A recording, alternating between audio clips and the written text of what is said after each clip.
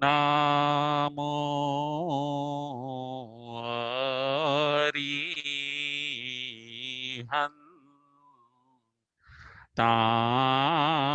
અરિહંતાણમ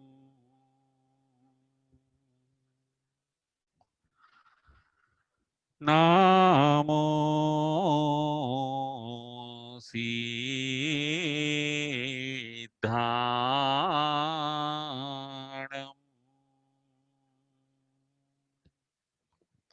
નામો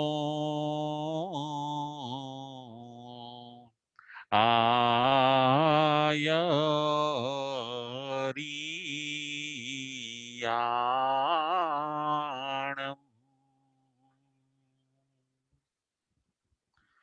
નામો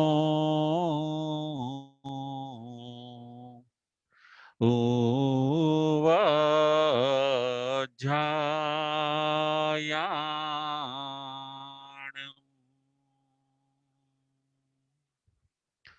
નામો લોયે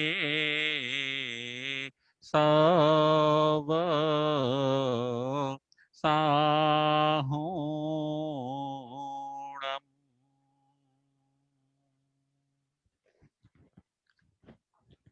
એસો પંચ નમોકારો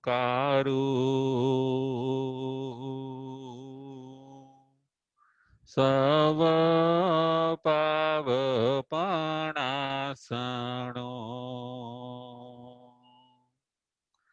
મંગલાણં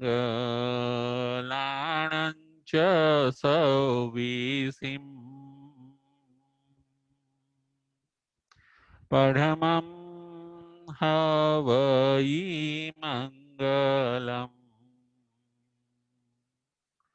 પરમં હવઈ મંગલમ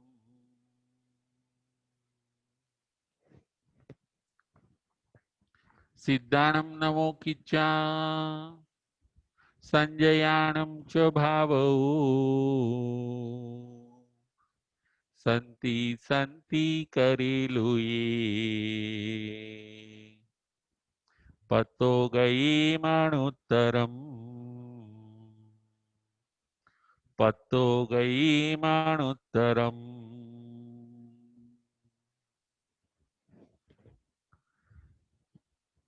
પંચ પરમેષ્ઠી ભગવંતોને ભાવપૂર્વક વંદન નમસ્કાર કરીને ધર્મપ્રેમી શ્રાવક શ્રાવિકાઓ ઉત્તરાધ્યન સૂત્ર પરમાત્માની અંતિમ દેશના અધ્યયન નંબર 29 પ્રવચન નંબર 81 આજના પ્રવચનનો વિષય છે સમ્યક પરાક્રમના 73 બોલ. સમ્યક પરાક્રમના 73 બોલ એ આજના પ્રવચનનો વિષય છે. સમ્યક પરાક્રમ. સમ્યક પરાક્રમ એટલે શું? સાચી દિશામાં પુરુષાર્થ કરવો, સાચી દિશામાં મહેનત કરવી, એને કહેવાય છે સમ્યક પુરુષાર્થ. ઉત્તરાધ્યન સૂત્રની અંદર ભગવાન આપણને જીવન ઉપયોગી અને આત્માને ઉપયોગી થાય એવા બધા ભાવો બતાવે છે. આપણો જીવ સુખી બને, આપણા આત્માનું કલ્યાણ થાય એવા બધા ભાવ, એવા સુંદર ભાવો આ ઉત્તરાધ્યન સૂત્રની અંદર ભગવાન આપણને બતાવે છે. આપણે આ સંસારની અંદર અનંત કાળથી ફરીએ છીએ, એનો અંત નથી. ભગવાન કહે છે ફરવાનું જો કોઈ કારણ હોય સંસારની અંદર રખડવાનું જો કોઈ કારણ હોય તો એ છે ચાર કસાયો. આ સંસારની અંદર ફરવાનું જો કોઈ કારણ હોય તો એ છે 18 પ્રકારના પાપ. આ સંસારની અંદર જીવને ફરવાનું, રખડવાનું, હેરાન પરેશાન થવાનું જો કોઈ કારણ હોય તો એ છે એની ચાર સંજ્ઞાઓ. કેવળ જ્ઞાની અને કેવળ દર્શની. સર્વજ્ઞ ભગવાન એમના જ્ઞાનમાં આ બધું જોઈને આપણને આવા સુંદર ભાવો બતાવે છે. તમે 18 પાપ છોડી દો, તમે ચાર સંજ્ઞાઓ, ચાર કસાય, આ બધું જો તમે છોડશો તો તમારા આત્માનું કલ્યાણ થશે. ભગવાન ત્યાગની વાત કરે છે. જે વસ્તુ અહિતકારી છે એનો ત્યાગ કરવાનો છે. જે વસ્તુ આપણને નુકસાન કરે છે એનો ત્યાગ કરવાનું ભગવાન કહે છે. આપણને ત્યાગ કઠિન લાગે છે, આપણને ત્યાગ કરવો ગમતો નથી. આપણે કદાચ ત્યાગ કરીએ છીએ તો પણ એ ટેમ્પરરી કરીએ છીએ, પછી પાછું એ વસ્તુને નો આપણે સ્વીકાર કરી લઈએ છીએ. પરંતુ ભગવાન કહે છે તમને જે નુકસાન કરાવે છે એવી વસ્તુનો હું તમને ત્યાગ કરાવું છું. તમને જે દુખી કરે છે એવી વસ્તુનો હું તમને ત્યાગ કરાવું છું. ચાર કસાયો તમને દુખી કરે છે, 18 પાપ તમને દુખી કરે છે, ચાર સંજ્ઞાઓ તમને દુખી કરે છે. તમને સુખી કરે એવી વસ્તુનો હું ત્યાગ કરાવતો નથી, આવું સર્વજ્ઞ ભગવાન કહે છે. તમને સુખી કરે એવી વસ્તુ તો હું તમને આદરવાનું કહું છું. વ્રતો તમને સુખી કરે છે, ત્યાગ તમને સુખી કરે છે, ધર્મ તમને સુખી કરે છે, જ્ઞાન, દર્શન અને ચારિત્ર તમને સુખી કરે છે, તપ તમને સુખી કરે છે. આ બધું કરવાથી આત્માનું કલ્યાણ થાય છે. 29મું અધ્યયન સમ્યક પરાક્રમના 73 બોલ. 73 એટલે 73. ભગવાન કહે છે આ 73 ની અંદર તમે પરાક્રમ કરો, આ 73 ની અંદર તમે મહેનત કરો, તમારો બેડો પાર થઈ જશે, તમારા આત્માનું કલ્યાણ થઈ જશે, દુઃખનો અંત આવી જશે અને સુખની શરૂઆત થઈ જશે. સમ્યક પરાક્રમના 73 બોલો. એ આપણે આત્મલક્ષ્ય કરવાના છે. ખાલી ભગવાને કીધું છે એટલે આપણે માનીને આપણા મનને સંતોષ થાય એટલા માટે આ 73 બોલની આપણે આરાધના કરવાની નથી, આત્મલક્ષ્ય કરવાની છે. હવે મારે મારા આત્માનું શુદ્ધ સ્વરૂપ પ્રગટ કરવું છે. વિષય અને કસાયોની ગલીઓમાંથી હવે મારે બહાર નીકળી જવું છે. કૂડ કપટ અને કાવા દાવાના આ બધા તોફાનોમાંથી હવે મારે બહાર નીકળી જવું છે. મારે પામર આત્મા રહેવું નથી, હવે મારે પરમાત્મા બનવું છે. તમે 73 બોલની આરાધના કરો. સમ્યક પરાક્રમના 73 બોલો. અત્યાર સુધી તમે મિથ્યા પરાક્રમ બહુ કર્યું, પૈસા માટે તમે દોડધામ કરી, યશ પ્રતિષ્ઠા મેળવવા માટે તમે દોડધામ કરી, મોજ શોખની પૂર્તિ માટે અને ઈચ્છાઓની પૂર્તિ માટે તમે દિવસ રાત પરાક્રમ કર્યા છે, એ બધા પરાક્રમ મિથ્યા હતા. એ બધા પરાક્રમ કર્યા પછી જીવને રડવું પડ્યું છે. એ બધા પરાક્રમ કર્યા પછી જીવ પસ્તાયો છે. ભગવાન કહે છે તમે સમ્યક પરાક્રમ કરો. સમ્યક પરાક્રમના 73 બોલ. એમાંથી આજે આપણે 6 બોલ ઉપર વિચાર કરવાનો છે. 34મા નંબરનો બોલ છે ઉપધિ પ્રત્યાખ્યાન. 34મા નંબરનો બોલ છે ઉપધિ પ્રત્યાખ્યાન. 35મા નંબરનો બોલ છે આહાર પ્રત્યાખ્યાન. 35મા નંબરનો બોલ છે આહાર પ્રત્યાખ્યાન. 36મા નંબરનો બોલ છે કસાય પ્રત્યાખ્યાન. 37મા નંબરનો બોલ છે યોગ પ્રત્યાખ્યાન. 37 નંબરનો બોલ છે યોગ પ્રત્યાખ્યાન. 38મા નંબરનો બોલ છે શરીર પ્રત્યાખ્યાન. 38મા નંબરનો બોલ છે શરીર પ્રત્યાખ્યાન. 39મા નંબરનો બોલ છે ભોગ પ્રત્યાખ્યાન. 39મા નંબરનો બોલ છે ભોગ પ્રત્યાખ્યાન. આ 6 બોલ ઉપર આજના પ્રવચનની અંદર આપણે વિચાર કરવાનો છે. 34મા નંબરનો બોલ છે ઉપધિ પ્રત્યાખ્યાન.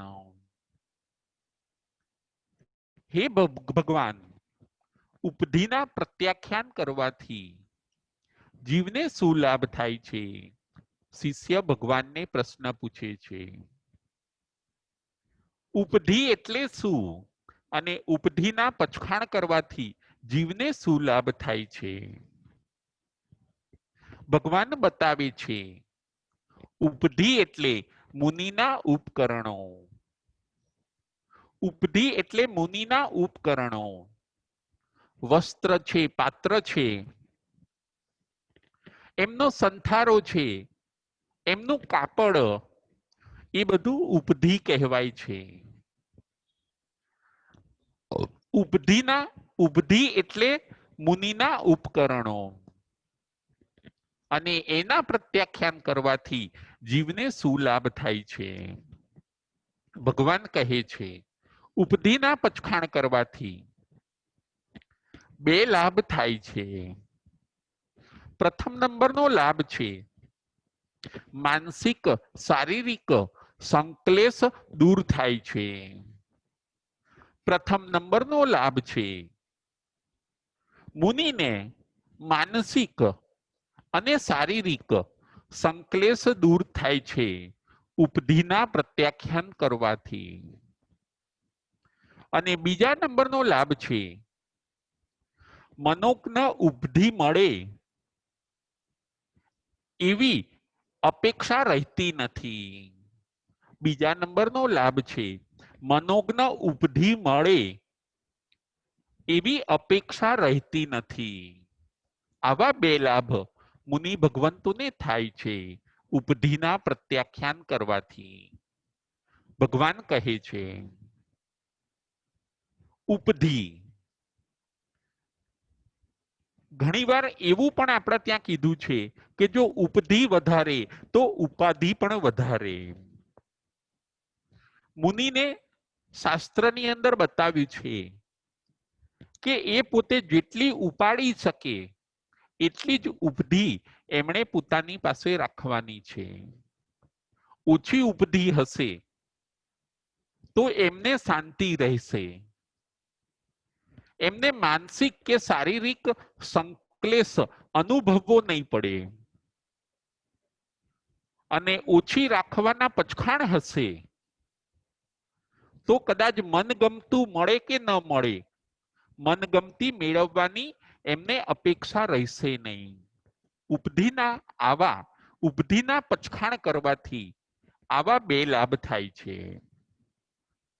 જુઓ મુનિ જીવનની અંદર ઉપધિ ભગવાન ઓછી રાખવાનું કહે છે પોતાના મુનિઓને. જરૂર પૂરતી જ રાખવાનું કહે છે, નહીતર ઉપધી ઘણીવાર ઉપાધિરૂપ બની જતી હોય છે. આપણે શ્રાવક શ્રાવિકાઓએ પણ આ સમજવાની જરૂર છે. આપણને પણ આપણો પરિગ્રહ ઘણીવાર ઉપાધિરૂપ બની જાય છે. પાંચમું આપણું શ્રાવકનું વ્રત બતાવ્યું, અણુવ્રત, થુલાઓ પરિગ્રહાઓ વેરમણમ. મુનિએ જેમ ઉપધિના પચખાણ કરવાના હોય છે, એવી રીતે શ્રાવકે પોતે પરિગ્રહના પચખાણ કરવાના હોય છે. થુલાઓ પરિગ્રહાઓ વેરમણમ. ઘણીવાર આપણો પરિગ્રહ આપણને ઉપાધિરૂપ બની જતો હોય છે. ઘણું બધું આપણે જોજો ભેગું કર્યું હશે, પછી એને સાચવવામાં સંભાળવામાં સમય નીકળી જાય છે.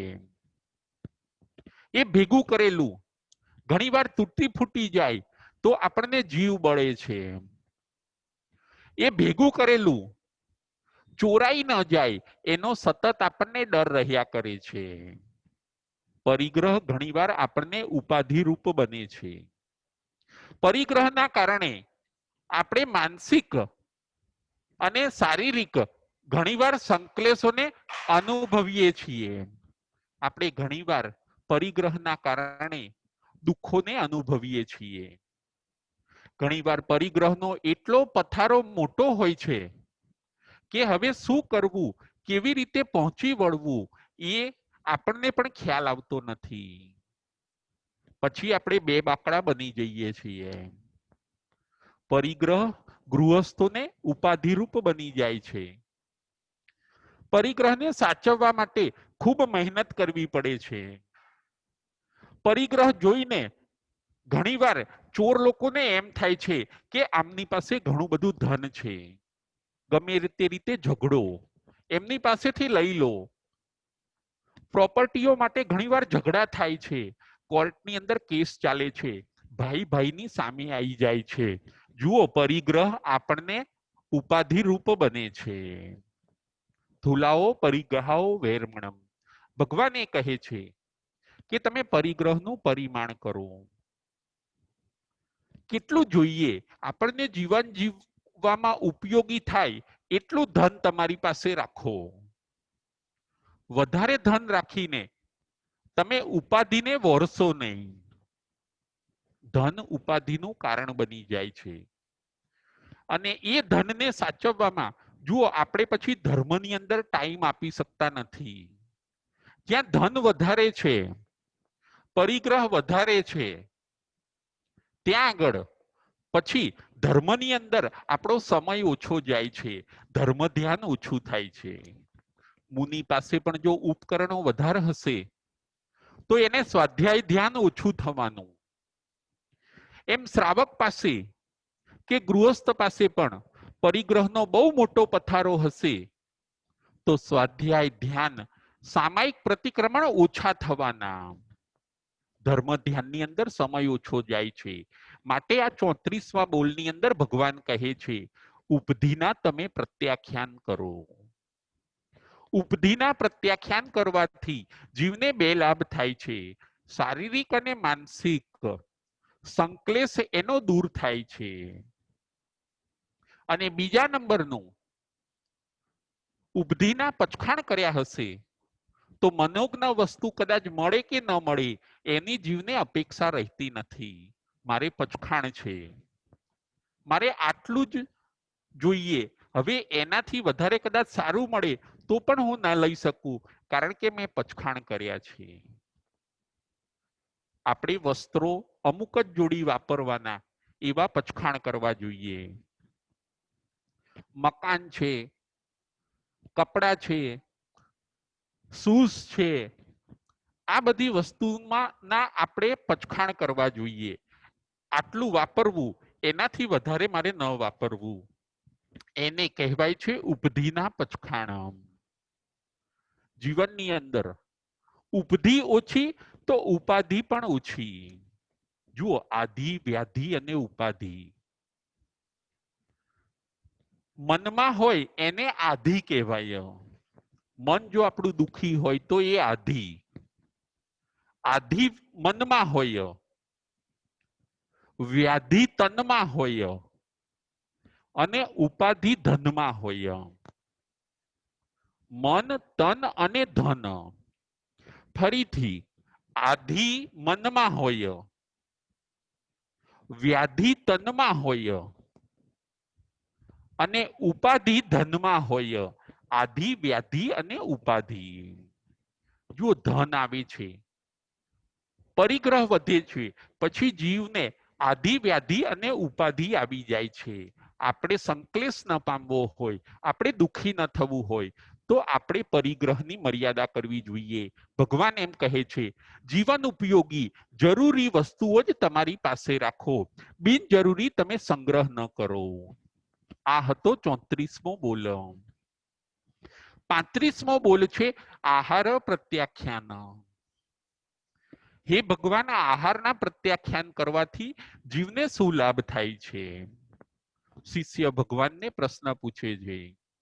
ભગવાન એનો જવાબ આપે છે કે આહારના પચખાણ બે વાર જીવ કરતો હોય છે. એક સંથારો કરે ત્યારે અને બીજી વાર જ્યારે ઉપવાસ આદિ કરે ત્યારે. આહારના પચખાણ કરવાથી જીવને બે લાભ થાય છે. પ્રથમ નંબરનો લાભ છે જીવવાની ઈચ્છા છૂટી જાય છે. પ્રથમ નંબરનો લાભ છે જીવવાની ઈચ્છા છૂટી જાય છે. જુઓ, જે સંથારો લે છે, અંતિમ સમયે જે આહારનો ત્યાગ કરે છે, એને હવે વધારે જીવવાની ઈચ્છા રહેતી નથી. એને આહારના પચખાણ કર્યા. અને ઉપવાસમાં જે આહાર છોડે છે, એને ભોજન ન મળવા પર સંક્લેશ થતો નથી. ઉપવાસના દિવસે કદાચ ભોજન ન મળે, ઉપવાસના દિવસે કદાચ સારી વાનગીઓ બનાવી હશે, તો પણ એ સંક્લેશને નહીં પામે. કેમ કે એને આહારના પચખાણ કર્યા છે. આહારના પચખાણ કરવાથી આવી રીતે જીવને બે લાભ થાય છે. ફરીથી આહારના પચખાણ કરવાથી પહેલો લાભ જીવવાની ઈચ્છા છૂટી જાય છે. બીજા નંબરનો લાભ છે ભોજન વગર જીવ સંક્લેશ પામતો નથી. જો આપણે ઉપવાસ લીધો હશે, પછી આપણને આજે ભોજન મને મળ્યું નથી, આજે હું ભૂખ્યો છું, આવી આપણી કમ્પ્લેન રહેશે નહીં. કેમ કે આપણે સ્વેચ્છાએ આજે આહારના પચખાણ લીધા છે. આજે કોઈએ કેમ મને જમવા માટે બોલાવ્યો નહીં, એવી આપણી કમ્પ્લેન રહેશે નહીં. કેમ કે આપણે જાણીએ છીએ કે આજે મેં ઉપવાસ કર્યો છે, એટલે મને કોઈએ જમવા માટેનું આમંત્રણ ન આપ્યું. ઘરના બધાએ ભલે જમી લીધું, મને ન બોલાવ્યો, એમાં વાંધો નથી. બધાને ખ્યાલ છે કે આજે મારે ઉપવાસ છે. આહારના પચખાણ કરવાથી આવો લાભ થાય છે. આપણે આહારના પણ પચખાણ કરવા જોઈએ. છૂટું મોઢું આપણે ન રાખવું જોઈએ. ઓછામાં ઓછું બેસણાનું તપ આપણે કરવું જોઈએ. સાંજે ચોવિયાર પણ આપણે ચોખ્ખા કરવા જોઈએ. આહારના પચખાણ આ બધા સમ્યક પરાક્રમ છે. આહાર છોડવો એ પણ સમ્યક પરાક્રમ છે. ઉપધી છોડવી એ પણ સમ્યક પરાક્રમ છે. દરેકે દરેક બોલ આપણને ભગવાન સમ્યક પરાક્રમના બતાવે છે. આ બધી વસ્તુમાં પુરુષાર્થ કરવાથી આપણે ઘણો લાભ મેળવીને બહાર નીકળીએ છીએ. નાનો પણ પુરુષાર્થ આ બધા બોલમાં તમે કરો. થોડો પણ પુરુષાર્થ આ બધા બોલની અંદર ભગવાન કહે છે તમે કરો, એ તમારો પુરુષાર્થ એ સમ્યક પરાક્રમમાં ગણાશે. આહારના તમે પચખાણ કરો. આહાર સંજ્ઞાઓને બહુ મજબૂત નહીં કરો. ખવડાવીને, પીવડાવીને આહાર સંજ્ઞાના મૂળિયા બહુ ઊંડા ન જવા દો. હવે તો અવસર આવ્યો છે આહાર સંજ્ઞાના મૂળિયા ઉખાડી નાખવાનો. આહાર કરવાની બહુ જીવે ટેવ રાખવાની નથી. આત્માનું સ્વરૂપ અનાહારી છે. સિદ્ધ ભગવાન જુઓ આહાર કરતા નથી. આપણે પણ આ પરતંત્રમાંથી બહાર નીકળી જવાનું છે. આ પૂતગલો વાપરવાની જે ટેવ પડી ગઈ છે એમાંથી હવે આપણે બહાર નીકળી જવાનું છે. અણાહારી પદ આપણે ઘૂંટવાનું છે. આત્મા અણાહારી છે, આવી રોજ ભાવના ભાવવાની છે. આહાર કરું છું એ તો મારી અશુદ્ધ પર્યાય છે, મારી શુદ્ધ પર્યાય અણાહારી છે. આવું રોજ આપણે જમતી વખતે વિચારવાનું છે. આહારના તમે પ્રત્યાખ્યાન કરો. 35મા નંબરનો આ બોલ હતો. 36મા નંબરનો બોલ છે કસાય પ્રત્યાખ્યાન. કસાયના પ્રત્યાખ્યાન કરવાથી હે ભગવાન જીવને શું લાભ થાય છે? શિષ્ય ભગવાનને પૂછે છે. ભગવાન એનો જવાબ આપે છે કે કસાયના પચખાણ કરવાથી જીવ વિતરાગ ભાવને પામે છે. કસાયના પચખાણ કરવાથી જીવ વિતરાગ ભાવને પામે છે અને સુખ દુઃખમાં સમભાવ રાખી શકે છે. સુખ દુઃખમાં સમભાવ રાખી શકે છે.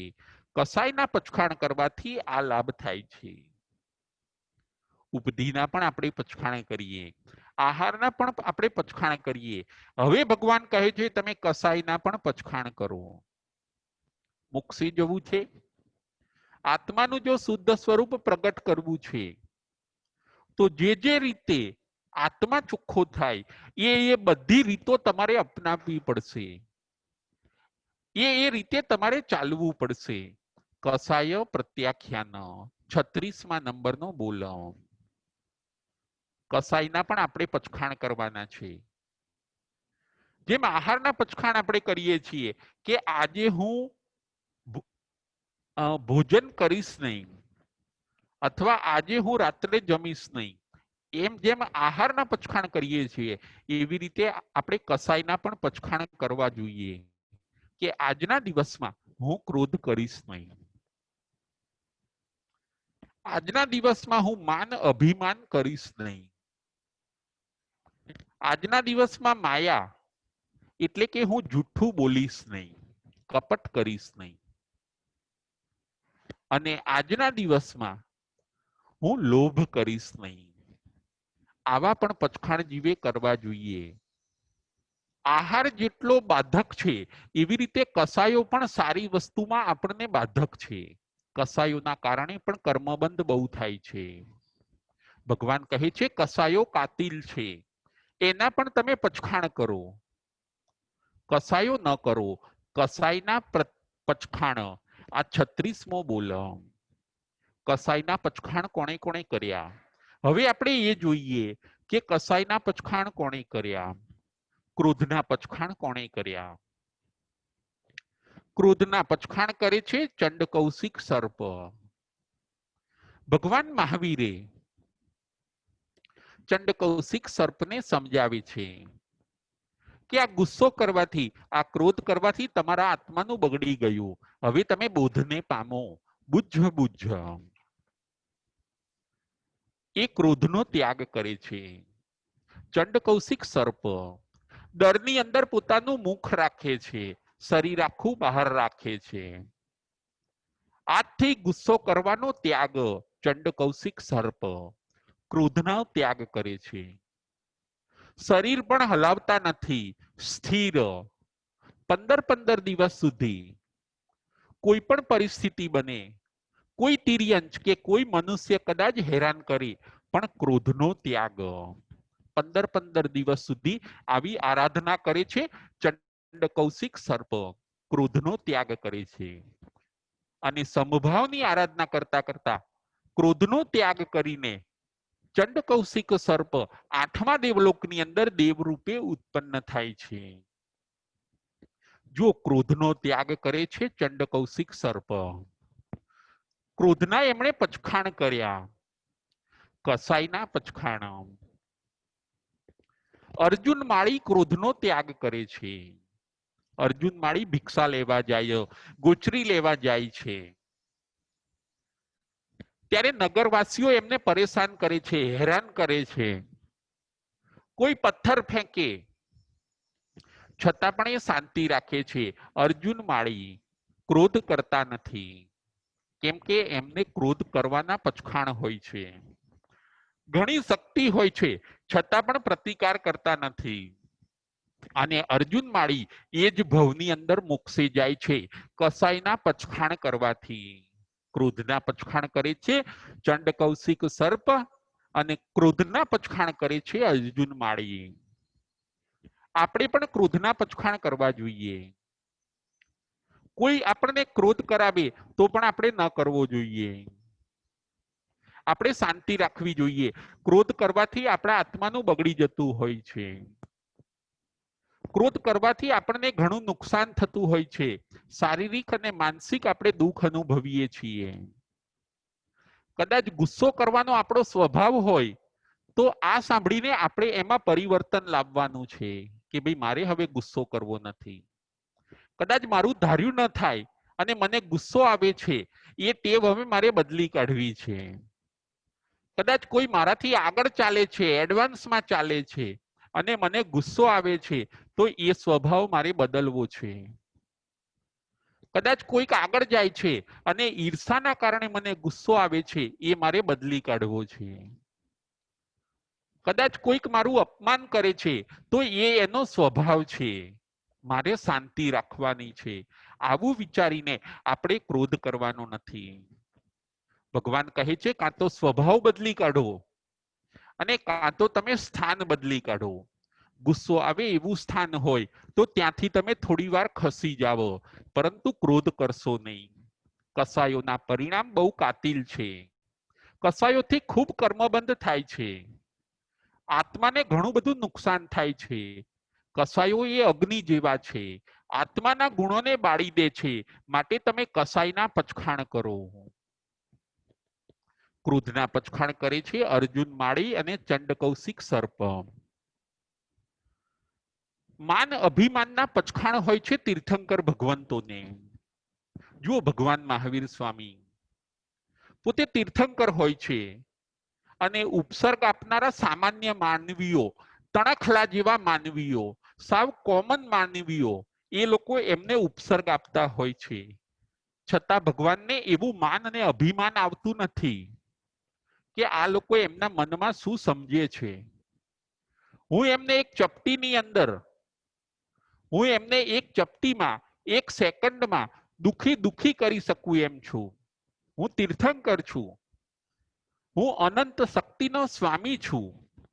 એવા અભિમાનની અંદર તીર્થંકર ભગવંતો આવતા નથી. એ પોતે ક્ષમા રાખે છે.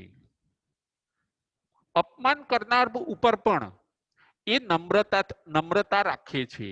અપમાન કરનાર ઉપર, પરિસહ આપનાર ઉપર પણ એ કરુણાના ભાવ રાખે છે. માન કે અભિમાન તીર્થંકર ભગવંતો કરતા નથી. જો તીર્થંકર ભગવંતની શક્તિ એટલે સર્વશ્રેષ્ઠ શક્તિ, એમનાથી ઊંચી કોઈની શક્તિ ન હોય. કહેવાય છે ને કે અંગૂઠે જે મેરુ પર્વત ડોલાવી શકે એટલા બધા શક્તિમાન, શક્તિના સ્વામી તીર્થંકરો હોય છે. છતાં એ અભિમાન કરતા નથી. ગોવાળીઓ શું કે ગોસાલક શું, એ બધાને તો એક ખાલી ફૂંક મારે ભગવાન અને એ બધા ઉડી જાય. છતાં પણ ભગવાન ક્ષમા રાખે છે. અમે અતુલ બળના સ્વામી છીએ એવું એ લોકો અભિમાન કરતા નથી. કારણ કે માન નહીં કરવાના એમને પચખાણ હોય છે. અભિમાન નહીં કરવાના તીર્થંકર ભગવંતોને પચખાણ હોય છે. માયાના પણ પચખાણ આપણે કરવા જોઈએ. માયા એટલે જુઠ્ઠું બોલવું, માયા એટલે કપટ કરવું. આ પચખાણ કોને કોને હોય છે? તો કે આ પચખાણ હોય છે હરિશ્ચંદ્ર રાજા, યુધિષ્ઠિર. જુઓ જુઠ્ઠું ન બોલે ક્યારેય પણ.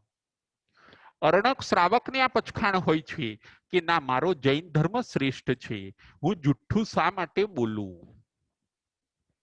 જુઠ્ઠું બોલવાના પચખાણ હોય છે અર્ણક શ્રાવકને. માયાના પચખાણ હોય છે અર્ણક શ્રાવકને. જુઓ મહાપુરુષો માયા કરતા નથી. માયા એટલે જૂઠ, કપટ અને ચોરી.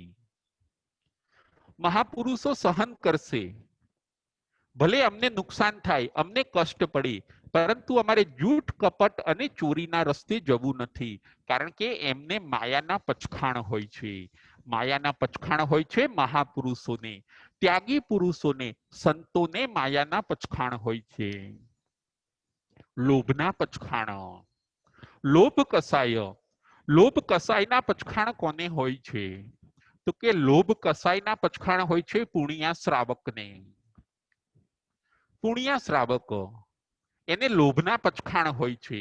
બસ જેટલું આવે આજના પૂરતું મળી જાય એટલાને વાપરવાનું, કાલની ચિંતા નહીં કરવાની, ભેગું નહીં કરવાનું. લોભના એમને પચખાણ હોય છે અને એ સંતોષની આરાધના કરતા હોય છે પુણ્યા શ્રાવકો. ત્યારે એ બધા મહાપુરુષો અધ્યાત્મ માર્ગે આગળ વધી શક્યા. આપણે પણ કસાયના પચખાણ કરવા છે. આપણે પણ કસાયના પચખાણ કરવા જોઈએ. હું ક્યારેય ગુસ્સો નહીં કરું, હું ક્યારેય અભિમાન વાળા શબ્દો બોલીશ નહીં, હું ક્યારેય અભિમાનની અંદર જેમ તેમ બોલીશ નહીં, હું માયા કપટ કરીશ નહીં અને વધારે હું લોભ પણ કરીશ નહીં. આ છે કસાયના પચખાણ. કસાયના પચખાણ કરવાથી ભગવાન કહે છે શું લાભ થાય છે? તો એક લાભ બતાવે છે કે કસાયના પચખાણ કરવાથી જીવ વિતરાગ ભાવને પામે છે. સીધો એનામાં જુઓ વિતરાગ ભાવ આવી જાય. કસાયો નાબૂદ થાય પછી એનામાં વિતરાગ ભાવ આવી જાય છે અને સુખ દુઃખ બંને અવસ્થાઓમાં એ સમભાવ રાખી શકે છે. ફરીથી કસાયના પચખાણ કરવાથી વિતરાગ ભાવ આવે છે અને સુખ દુઃખ બંને પરિસ્થિતિની અંદર જીવ સમભાવ રાખી શકે છે. આપણે ક્ષમા, ક્રોધને છોડીને ક્ષમાની આરાધના કરવાની છે. માન અભિમાનને છોડીને આપણે નમ્રતાના રસ્તે ચાલવાનું છે. માયા કપટ છોડીને આપણે સરળતામાં રહેવાનું છે અને લોભને છોડીને આપણે સંતોષના ઘરની અંદર રહેવાનું છે. કસાયના પચખાણ. આ હતો 36 નંબરનો બોલ. 37 નંબરનો બોલ છે યોગ પ્રત્યાખ્યાન. હે ભગવાન, યોગના પચખાણ કરવાથી જીવને શું લાભ થાય છે?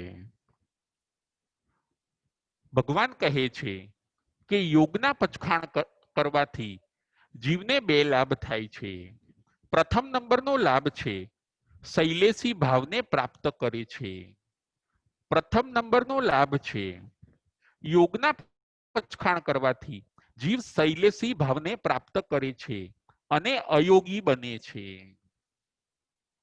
શૈલેષી ભાવને પ્રાપ્ત કરે છે અને અયોગી બને છે. આ છે પ્રથમ નંબરનો લાભ યોગના પચખાણ કરવાથી. બીજા નંબરનો લાભ છે કે એવો અયોગી જીવ, બીજા નંબરનો લાભ છે કે એવો અયોગી જીવ નવો કર્મબંધ કરતો નથી.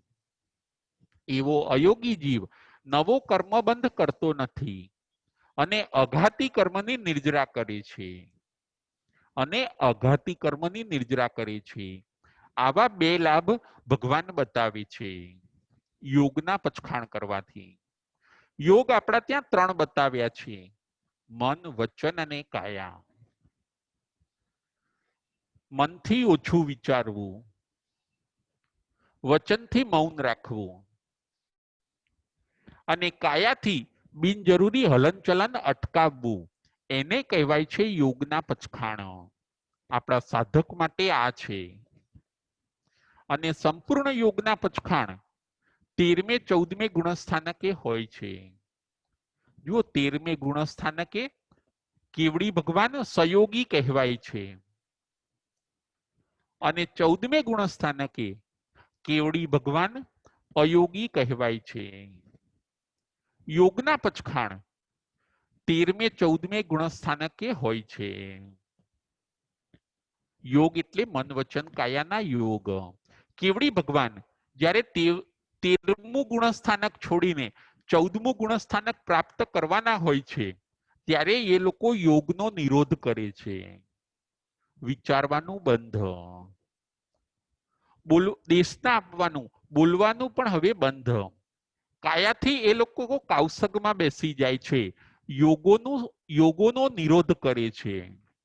મન વચન કાયાને ગોપવે છે, એને કહેવાય છે યોગ પચખાણ. અને આવા યોગના પચખાણ કરવાથી એ શૈલેષી ભાવને પ્રાપ્ત કરે છે. શૈલેષી ભાવ એટલે પર્વત જેવી અડોલ અવસ્થા. શૈલેષી ભાવ એટલે પર્વત જેવી અડોલ અવસ્થા એ લોકો પ્રાપ્ત કરે છે. સ્થિરતાને કેળવે છે. 13મા ગુણસ્થાનમાંથી 14મા ગુણસ્થાનકમાં જાય છે. અયોગીપણાને પ્રાપ્ત કરે છે. નવા કર્મનો બંધ કરતા નથી. અને જે શેષ 4 અઘાતી કર્મ બાકી છે એની પણ નિર્જરા કરે છે યોગ પ્રત્યાખ્યાન કરવાથી. યોગ પ્રત્યાખ્યાનથી પણ આ લાભ છે. આ હતો 37મા નંબરનો બોલ. યોગના તમે પ્રત્યાખ્યાન કરો. મનથી બિનજરૂરી તમે વિચારશો નહીં. ભગવાન એમ કહે છે. વચનથી તમે મૌન રહો, ઓછું બોલો, જરૂરી બોલો. સામેની વ્યક્તિને સુખ શાંતિ મળે એવું બોલો. અને કાયાથી પણ તમે બિનજરૂરી હલનચલન, હરવા ફરવાનું ટાળો. એ છે યોગના પચખાણ. આ થતો 37મા નંબરનો બોલ. 38 નંબરનો બોલ છે શરીર પ્રત્યાખ્યાન. 38 નંબરનો બોલ શરીર પ્રત્યાખ્યાન. હે ભગવાન, શરીરના પ્રત્યાખ્યાન કરવાથી જીવને શું લાભ થાય છે? શરીરને છોડી દેવાથી, શરીરના પચખાણ કરવાથી જીવને શું લાભ થાય છે? ભગવાન જવાબ આપે છે કે શરીર પ્રત્યાખ્યાન કરવાથી જીવને 2 લાભ થાય છે. પ્રથમ નંબરનો લાભ છે સિદ્ધ ભગવાનના ગુણો મેળવે છે. પ્રથમ નંબરનો લાભ છે શરીર પ્રત્યાખ્યાન કરનાર સિદ્ધ ભગવાનના ગુણોને મેળવે છે. અને બીજા નંબરનો લાભ છે લોકના અગ્રભાગે જઈને પરમ સુખી બને છે. બીજા નંબરનો લાભ છે લોકના અગ્રભાગે જઈને પરમ સુખી બને છે શરીરના પચખાણ કરવાથી. આવા 2 લાભ ભગવાન બતાવે છે. તમે શરીરના પચખાણ કરો. જો શરીર આપણા ત્યાં 5 શરીર બતાવ્યા છે. ઔદારિક શરીર, વૈક્રિય શરીર, આહારક શરીર, તેજસ શરીર અને કાર્મણ શરીર. એમાંથી અત્યારે આપણી પાસે 3 શરીર છે. ઔદારિક શરીર છે અને તેજસ અને કાર્મણ શરીર. આવી રીતે અત્યારે આપણી પાસે 3 શરીર છે. 2 શરીર નથી અત્યારે આપણી પાસે, વૈક્રિય શરીર અને આહારક શરીર. આ 3 શરીર આપણી પાસે છે. ઔદારિક શરીર સ્થૂલ છે અને તેજસ અને કાર્મણ શરીર એ સૂક્ષ્મ શરીર છે. આપણી પાસે અત્યારે જે આ બહાર દેખાય છે એ છે ઔદારિક શરીર. એની અંદર નાના સૂક્ષ્મ એવા 2 શરીર છે, તેજસ શરીર અને કાર્મણ શરીર. તેજસ શરીર એટલે જે આપણા શરીરને ગરમ રાખે છે અને ખાધેલું બધું પચાવે છે, ડાયજેસ્ટ કરે છે, એવું છે તેજસ શરીર. એ આપણા આ શરીરની અંદર છે. અને બીજું સૂક્ષ્મ શરીર છે કાર્મણ શરીર. કાર્મણ શરીર એટલે કર્મનો જથ્થો. એનું પણ એક શરીર છે. કર્મોની બેલેન્સ શીટ એને કહેવાય છે કાર્મણ શરીર. એ પણ સૂક્ષ્મ છે અને એ પણ આપણી અંદર છે. એવી રીતે આપણી પાસે અત્યારે 3 શરીર છે. આ બહાર જે દેખાય છે હાડકા, માંસ, ચામડી, લોહી, આ બધાથી જે બનેલું છે એ છે ઔદારિક શરીર. અને એની અંદર 2 સૂક્ષ્મ શરીર છે, તેજસ અને કાર્મણ. આવી રીતે અત્યારે આપણી પાસે 3 શરીર છે.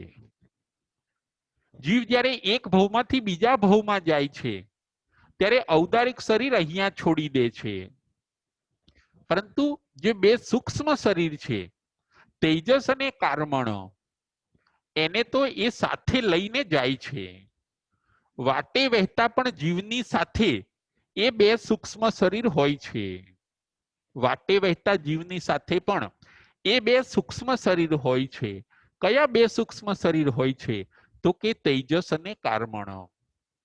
એ સાથે જ જાય છે. અને જે જીવ નવું શરીર લે એની અંદર આ 2 જૂના શરીર તેજસ અને કાર્મણ એ શરીરની અંદર ફિટ થઈ જાય છે. આવું છે 5 શરીરનું સ્વરૂપ. તેજસ અને કાર્મણ આ 2 ક્યારે છૂટા પડે? તો કે એ તો ક્યારેય છૂટા નથી પડતા આપણા જીવથી. એ તો જ્યારે આપણે મોક્ષે જઈએ ત્યારે જ એ 2 શરીર આપણાથી છૂટા પડે છે. તેજસ અને કાર્મણ છૂટી જાય પછી જીવ મોક્ષે જાય છે. એટલે આ 38મા બોલની અંદર કહે છે કે શરીર પ્રત્યાખ્યાન, બધા શરીર 5 શરીરના જો જીવ પચખાણ કરે, 5 શરીરને જો જીવ છોડી દે તો એને હે ભગવાન શું લાભ થાય છે? તો કે 5 શરીરને જો જીવ છોડી દે, એના ઉપરનો મોહ ઓછો કરી કાઢે, એમને દુબળા પાતળા બનાવી જીર્ણ બનાવી દે અને 5 શરીરનો જો જીવ ત્યાગ કરે તો એ પોતે સિદ્ધ ભગવાનના ગુણો મેળવે છે. આ હતો પ્રથમ નંબરનો લાભ. પ્રથમ નંબરનો લાભ 5 શરીર છૂટી જવાથી જીવ સિદ્ધ ભગવાનના ગુણોને મેળવે છે. અને બીજા નંબરનો લાભ છે લોકના અગ્રભાગે જઈને એ પરમ સુખી બને છે. પછી એ જીવ શરીરી રહેતો નથી, અશરીરી બની જાય છે અને લોકના અગ્રભાગે જઈને પરમ સુખી બને છે. જુઓ, આત્મા અશરીરી છે. આત્માને કોઈ શરીર હોતું નથી. આ 5 શરીર એ તો કર્મના ઉદયથી મળ્યા હોય છે. એ તો એક સાધન હોય છે. શરીરની લપ છૂટી જાય પછી જીવ અશરીરી બને છે. જુઓ, સિદ્ધ ભગવાન અશરીરી છે. કેવલી ભગવાન, તીર્થંકર ભગવાન તો સશરીરી હોય છે, પરંતુ સિદ્ધ ભગવાન અશરીરી છે. શરીરના તમે પચખાણ કરો, 38મા બોલની અંદર એ કહે છે.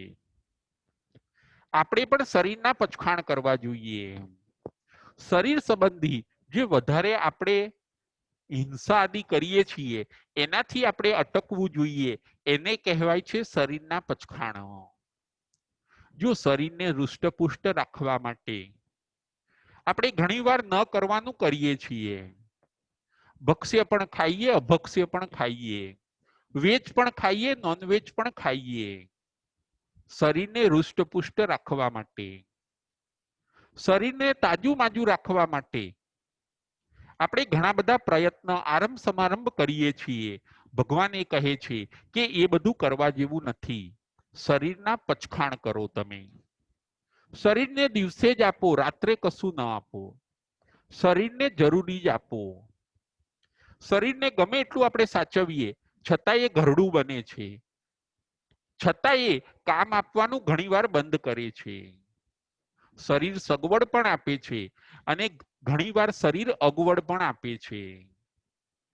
જો ઘણીવાર શરીર આપણને ઉપયોગી પણ થાય છે અને ઘણીવાર શરીર ઉપયોગી થતું નથી. એ જ્યારે વૃદ્ધ બને છે, એ જ્યારે ઘરડું થાય છે ત્યારે કામ આપવાનું બંધ કરે છે. ભગવાન એ કહે છે શરીર એ સાધન છે, એને સાચવવું પણ જોઈએ. એની પાસેથી આપણે કામ લેવાનું છે, પરંતુ એ નિમિત્તે વધારે આરંભ સમારંભ કરવાનો નથી. શરીરના જ લક્ષ્ય આ આખો મનુષ્ય ભાવ આપણે પૂરો કરવાનો નથી. આપણું લક્ષ્ય હોવું જોઈએ આત્મલક્ષ્ય. શરીર એ તો સાધન છે, એની પાસેથી તમે કામ લો. જેમ કોઈ કાર હશે, એ કાર ની પાસેથી આપણે કામ લઈએ છીએ, એ કારને આપણે ચલાવીએ છીએ. જે મંજિલે જે જગ્યાએ કે જે એડ્રેસ ઉપર જવું છે ત્યાં એ કાર લઈને આપણે જઈએ છીએ, એમ શરીર એ પણ સાધન છે. શરીર એ તો ભાડાનું મકાન જેવું છે. શરીર એ ભાડાનું મકાન છે. એની અંદર વધારે ખર્ચો કરવા જેવો નથી. એની અંદર વધારે સમય ભગવાન કહે છે આપવા જેવો નથી. એનું ભરણ પોષણ કરો, એને ખપ હોય એટલું આપો, પરંતુ એની પાછળ તમારો વધારે ટાઈમ વેસ્ટ ન કરો. એને કહેવાય છે શરીરના પ્રત્યાખ્યાનો. શરીર પાછળ આપણે વધારે સમય ન વેડફીએ. શરીર માટે વધારે આપણે પાપ ક્રિયાઓ ન કરીએ. અને શરીર માટે, શરીરને સાજુ તાજુ રાખવા માટે આપણે વધારે આરંભ ક્રિયાઓ આદિ ન કરીએ. વધારે પાણીથી એને સ્નાન કરાવીએ. બબ્બે વાર આપણે એને સ્નાન કરાવીએ. થોડી થોડી વારે હાથ પગ ધોઈએ. આ બધું કરવું એ બધો આરંભ સમારંભ છે. અને આ બધું છોડવું એને કહેવાય છે શરીરના પ્રત્યાખ્યાન. આવી રીતે આપણે શરીરનો રાગ પણ આ ઘટાડવાનું આ બોલની અંદર ભગવાન કહે છે. આજના પ્રવચનની અંદર આપણે 5 બોલ જોયા. 34મા નંબરનો બોલ હોય છે ઉપધિના પ્રત્યાખ્યાન. 35મા નંબરનો બોલ હતો આહારના પ્રત્યાખ્યાન.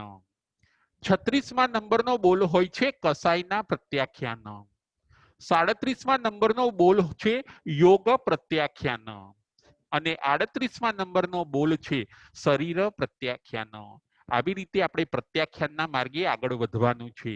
જે વસ્તુઓ ઘૂસી ગઈ છે એને બહાર કાઢવાનું છે. ઉત્તરાધ્યન સૂત્રના 29મા અધ્યાયની અંદર ભગવાન આવા સુંદર ભાવોને બતાવે છે. જે આત્માઓ આ ભાવોને સાંભળશે, સમજશે અને પોતાના જીવનમાં ઉતારશે એ ચોક્કસ પોતાના આત્માનું કલ્યાણ કરશે. આપણે પણ આ ભાવોને જાણવાના છે, સમજવાના છે અને જીવનની અંદર ઉતારીને આપણા આત્માનું કલ્યાણ કરવાનું છે. બોલો મહાવીર સ્વામી ભગવાન કી જય.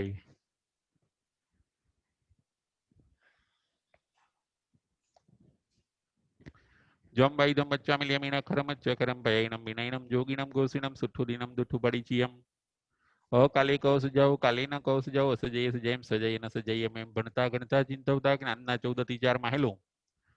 કોઈ પણ તીચાર મને કે તમને લાગ્યો હોય તો હરિહંતનંદ સિદ્ધ કેવડી ભગવાન આપની સાક્ષીએ તસમી છામિ દુક્કડમ. પ્રશ્નોત્તરી રાજેન્દ્રભાઈ શેઠ. પ્રણામ ગુરુજી. પ્રણામ. આત્મા મોક્ષમાં તો જાય, શરીર વગર ટકે છે ને હિસાબે એકલો આત્મા ત્યાં આગળ? બરાબર છે, બરાબર છે. એકલો આત્મા ત્યાં રહેતો હોય છે, શરીર નથી હોતું. રાજેન્દ્રભાઈ, જેમ આપણે નથી કોઈ તમે પડછાયો કે જોશો તો ઘણીવાર આપણે ઉભા રહ્યા હોઈએ તો કેમ પડછાયો પણ ઉભો રહેલો લાગે છે કે નહીં આપણને? જેમ આપણે કોઈ પ્રતિબિંબ હોય, કોઈ વસ્તુનું જેમ પ્રતિબિંબ આપણને સ્થિર લાગે છે કે નહીં? પ્રતિબિંબ હોય, પડછાયો હોય, એ જેમ તો આપણો હોઈએ તો પડછાયો દેખાય નહીં, ના હોય ના હોય. હા, બરાબર છે. ના પણ એવી જ રીતે આત્મા છે ને પોતે ત્યાં આગળ એકલો રહેતો હોય છે. અને ત્યાં આગળ કે જેમ હું તમને કહું, લો લાઈટ છે એનો પ્રકાશ રૂમમાં રહે છે કે નહીં? માનો કે રાજેન્દ્રભાઈ, આપણે લાઈટ કરીએ છીએ, એનો પ્રકાશ જુઓ રૂમમાં રહે છે. આપણે પકડવા જઈશું તો એને પકડી નહીં શકીએ. પકડી ના શકીએ, પણ રૂમની બાઉન્ડ્રી ની અંદર હોય એમ ખાલી. હા, બસ એવી જ રીતે એના હિસાબે ટક્યો હોય પણ ખબર નહીં પડતી એવી રીતે. અને વાત સાચી છે. અને એ એવી રીતે ટકે છે. એનો કે છે ને 1/3 ભાગ જે છેલ્લું શરીર છોડ્યું હોય છે ને રાજેન્દ્રભાઈ, એનો 1/3 ભાગ, હા, એનો 1/3 ભાગ ત્યાં રહેતો હોય છે મોક્ષની અંદર. અને એ શેપનું જ એનું શરીર હોય. જો અહીંયા એ બેઠા બેઠા સિદ્ધ થયા હોય તો ત્યાં પણ એવો જ એમનો ફ્લેશ પડ્યો હોય રાજેન્દ્રભાઈ. અહીંયા ઉભા કૌશકમાં કાળ કર્યા હોય તો ત્યાં પણ સિદ્ધની મુદ્રામાં પણ ઉભા જ સિદ્ધ મુદ્રા પણ એમની હોય છે ત્યાં આગળ રાજેન્દ્રભાઈ. એટલે આવું બધું છે. આ બધું શું છે કે કેવડી ભગવાનો એમના જ્ઞાનમાં જોઈ શકે. એટલે આપણા શરીરમાં જે પુરાણો હોય, પુરાણો ભાગ જતો રહે એટલે 1/3 2/3 થઈ જાય. હા, પછી વસ્તુ થર્ડ ભાગ જતો રહે, 1/3 ભાગ રે રાજેન્દ્રભાઈ, અને પછી નાનું નાનું સ્ટેચ્યુ બની જાય, નાનું સ્ટેચ્યુ બની જાય ત્યાં આગળ. અને એક પ્રકાશમાં જેમ બીજો પ્રકાશ રહી શકે છે ને, એવી રીતે ત્યાં આગળ અનંતા સિદ્ધ ભેગા થાય ને તોય વાંધો નથી આવતો રાજેન્દ્રભાઈ. એ સમજાય છે પણ આ ટકવાનું હા, નથી સમજાતું. એ પણ એવી રીતે સરસ રીતે ટકે છે. જેમ પડછાયો, પ્રતિબિંબ કેવું સ્થિર રહે છે. ઘણી વાર વસ્તુ સ્થિર હશે ને તો જોજો પ્રતિબિંબ સ્થિર હશે, હલશે નહીં પ્રતિબિંબ. એવી રીતે છે. ખ્યાલ આવ્યો રાજેન્દ્રભાઈ? ખ્યાલ આવ્યો. હા, જય જિનેન્દ્ર. જય જયેન્દ્ર. હા, હવે આગળ કસાઈના પચખાણ કોણે કોણે કર્યા? કસાઈના પચખાણ કોણે કોણે કર્યા? બકુલાબેન શાહ, કસાઈના પચખાણ કોણે કોણે કર્યા? હેલો, હા, જય જિનેન્દ્ર. સાતામાં ગુરુજી. હા, સાતામાં સાતામાં. હા, કસાઈના પચખાણમાં ક્રોધના પચખાણ ચંડ કૌશિક સર્પે અને અર્જુન માળીએ કર્યા. માન અભિમાનના પચખાણ તીર્થંકરને હોય. માયાના પચખાણ હરિશ્ચંદ્ર રાજા અર્ણક શ્રાવકે કર્યા અને લોભના પુણ્ય શ્રાવકે કર્યા. બરાબર છે, બરાબર છે. આપણે પણ આ કરવા જોઈએ કે નહીં બકુલાબેન? હા, કરવા જોઈએ, ક્રોધના કરવા વચખાણ. જોઈએ, કરવા જોઈએ. હા, આપણામાં તો કઈ નથી ને અમથા અમથા અભિમાન કરે છે. હા, કરીએ છીએ. વાત સાચી છે. કઈ નથી. એટલે હા. ભગવાન કે છે કે જેમ તમે આહારના ને એ બધા પચખાણ કરો છો, એમ તમે ઉપધીના પછી કસાઈના આ બધા પણ પચખાણ તમે કરો કે. કરો, બરોબર છે. અને નવા આવતા કર્મને અટકાવો તમે. ખ્યાલ આવ્યો? હા, હા, જય જિનેન્દ્ર. જય જિનેન્દ્ર. જય જિનેન્દ્ર. હા, હવે શરીર કેટલા છે? કયા કયા શરીર કેટલા છે? કયા કયા? મીતુબેન શાહ. જય જિનેન્દ્ર. જય જિનેન્દ્ર. શરીર 5 છે: ઔદારિક, વૈક્રિય, આહારક, તેજસ અને કાર્મણ. બરાબર, બરાબર છે. ફરીથી શરીર કેટલા છે? શરીર 5 છે: ઔદારિક, વૈક્રિય, આહારક, તેજસ અને કાર્મણ. બરાબર છે. અને એમાંથી સ્થૂલ શરીર કેટલા અને સૂક્ષ્મ શરીર કેટલા? સ્થૂલ શરીર કુલ કેટલા? 3 છે: હા, ઔદારિક, બરોબર છે, ઔદારિક, તેજસ અને વૈક્રિય. કાર્મણ છે ને એ સૂક્ષ્મ છે. બરાબર છે. અને ત્રણ સ્થૂલ છે. હા, સ્થૂળ એટલે ત્રણ ઔદારિક, સ્થૂ- વૈક્રિય અને આહારક. બરાબર છે, બરાબર હલો. છે. બહુ હા, સરસ. હા, 3 સ્થૂલ અને 2 સૂક્ષ્મ. બરોબર છે. બરાબર. હા, જય જિનેન્દ્ર. હવે આગળ વાટી વહેતા જીવને કેટલા શરીર હોય છે? કયા કયા? વાટી વહેતા જીવને કેટલા શરીર હોય છે? કયા કયા? રાજેન્દ્રભાઈ સંઘવી. જય જિનેન્દ્ર ગુરુદેવ. જય જિનેન્દ્ર. વાસ્તવિકતા જીવને 2 શરીર હોય છે: તેજસ અને કર્મ. બરાબર, બરાબર છે. અને એ ક્યારે છૂટી જાય છે જ્યોતિબેન? એ ક્યારે છૂટે છે?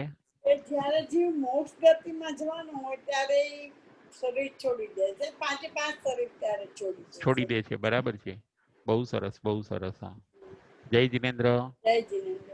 હા, હવે આગળ શરીર પ્રત્યાખ્યાન કરવાથી ભગવાન કયા લાભ બતાવે છે?